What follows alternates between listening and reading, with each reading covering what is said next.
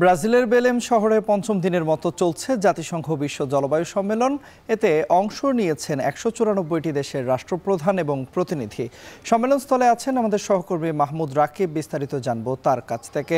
রাকিব, সম্মেলনে তো আজকে ক্ষয়ক্ষতির হিসাব এবং অর্থ প্রবাহের কাঠামো নিয়ে আলোচনা হচ্ছে, আমাদের এ বিষয়ে বিস্তারিত জানাবেন। হ্যাঁ, মূলত এই বিশ্ব জলবায়ু সম্মেলনের যে গত ৪-৫ বছর ধরে মূল আলোচনার বিষয়টি কিন্তু লস অ্যান্ড ড্যামেজের আওতায় ক্ষতিগ্রস্ত দেশগুলোকে ক্ষতিপূরণ দেয়া, এবং যারা দর্শকও রয়েছে, আমরা মনে হয় তন্ময় টেলিভিশনের, তাদেরও কিন্তু এই শব্দটি মুখস্থ হয়ে যাওয়ার মতো অবস্থা হয়েছে যে লস অ্যান্ড ড্যামেজ এবং ক্ষতিপূরণ।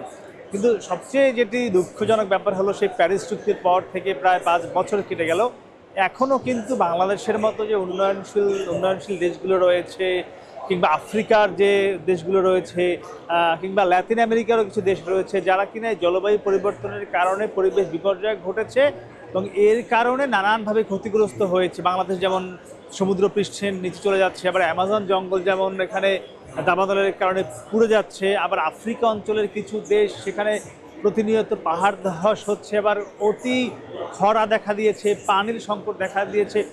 এই দেশগুলোকে মূলত কোন ক্রাইটেরিয়ায় বা কোন মাধ্যমে কতটুকু ক্ষতিপূরণ দেওয়া হবে সেটি নিয়ে কিন্তু সেই প্যারিস চুক্তির আওতায় বারবার আলোচনা হচ্ছে। আমরা দেখেছি গত বছর আজারবাইজানে এর চূড়ান্ত সমাধান হয়নি, এর আগের বছর আমরা দেখেছিলাম দুবাইতে COP28, যেটি সেখানেও হয়নি। মূলত দুবাই থেকে কিন্তু আলোচনাটি জোরালো হয়েছে এবং দুবাই COP থেকে মূলত ফান্ড দেয়া শুরু করেছিল বিভিন্ন দেশ। আমরা দেখেছিলাম গত বছরও তুরস্ক কিংবা যুক্তরাজ্য, এইসব দেশ কিন্তু বড় বড় ফান্ড ঘোষণা করেছিল।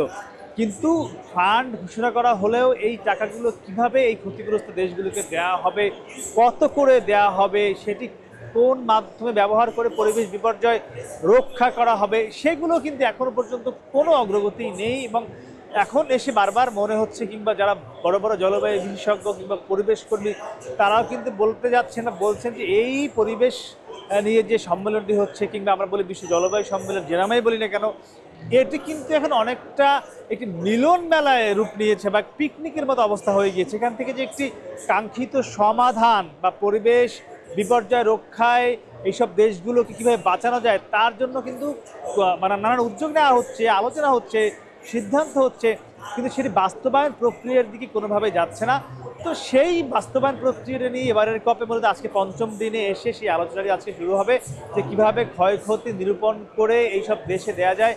আমরা কিন্তু একটি বিষয় শুনেছিলাম যে এই পরিবেশ বিপর্যয় রক্ষা করতে হলে বা জলবায়ু পরিবর্তন বন্ধ করতে হলে পৃথিবীতে প্রতি বছর প্রায় ৩৪০ বিলিয়ন মার্কিন ডলার প্রয়োজন। তো এই টাকাগুলো কিন্তু মূলত দিবে হলো যুক্তরাষ্ট্র, রাশিয়া, চীন, এই যে বড় বড় দেশগুলো রয়েছে, ইউরোপীয় ইউনিয়ন, এদের কিন্তু দেবার কথা রয়েছে।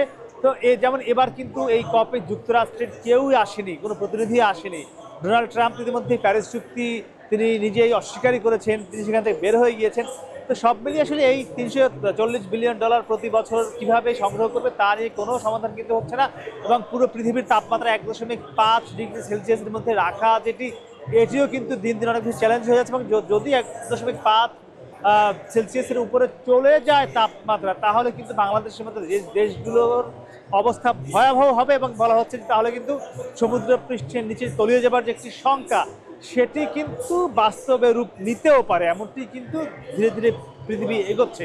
তো সেটি রক্ষায় এই পরিবেশ রক্ষা অনেক বেশি কিন্তু গুরুত্বপূর্ণ, সেটি আজকের আলোচনায় উঠে আসবে। এখন কোন প্রক্রিয়ায় এই ক্ষতিপূরণ দেওয়া হতে পারে, যদি আজকে কোনো সিদ্ধান্ত হয়, এখনো পর্যন্ত হয়নি, সেটি আমি আপনাকে পরবর্তী সংবাদে জানাবো। তো আমার কাছে এই ছিল সবশেষ সময়। ব্রাজিলের বেলেম শহর থেকে বিশ্ব জলবায়ু সম্মেলনের পঞ্চম দিনের সবশেষ খবরাখবর জানাতে আমাদের সঙ্গে যুক্ত হয়েছিলেন সহকর্মী মাহমুদ রাকিব।